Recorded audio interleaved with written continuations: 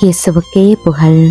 இயேசுவில் பிரியமானவர்களே, இன்று நம் ஆண்டவர் யாக்கோபு 2:24 இவ்வாறு நம்மோடு பேசுகின்றார். மனிதர் நம்பிக்கையினால் மட்டுமல்ல, செயல்களினாலும் கடவுளுக்கு ஏற்புடையவராகின்றனர்.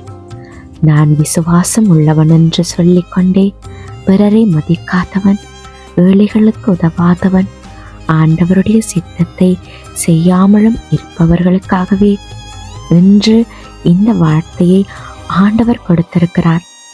இன்றைய உலகத்துல பலர் தங்களை விசுவாசிகள் என்று அழைத்து கொண்டிருக்கிறோம்.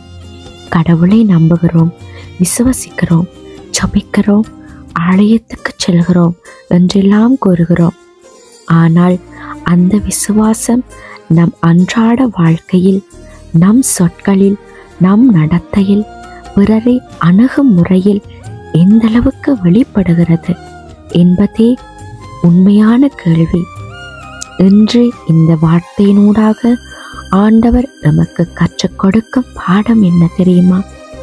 விசுவாசம் பேசப்பட வேண்டியது ஒன்றல்ல, அது வாழப்பட வேண்டிய ஒன்று. நாம் ஆண்டவரை நம்புகிறோம் என்றால் அந்த நம்பிக்கை அன்பாக, தியாகமாக, சேவையாக, கீழ்ப்படிதலாக வெளிப்பட வேண்டும். நல்ல செயல்கள் மூலம் நாம் கடவுளுக்கு ஏற்புடையவர்கள் ஆகிறோம். அன்று ஆபிரகாம் ஆண்டவரை நம்பினார்.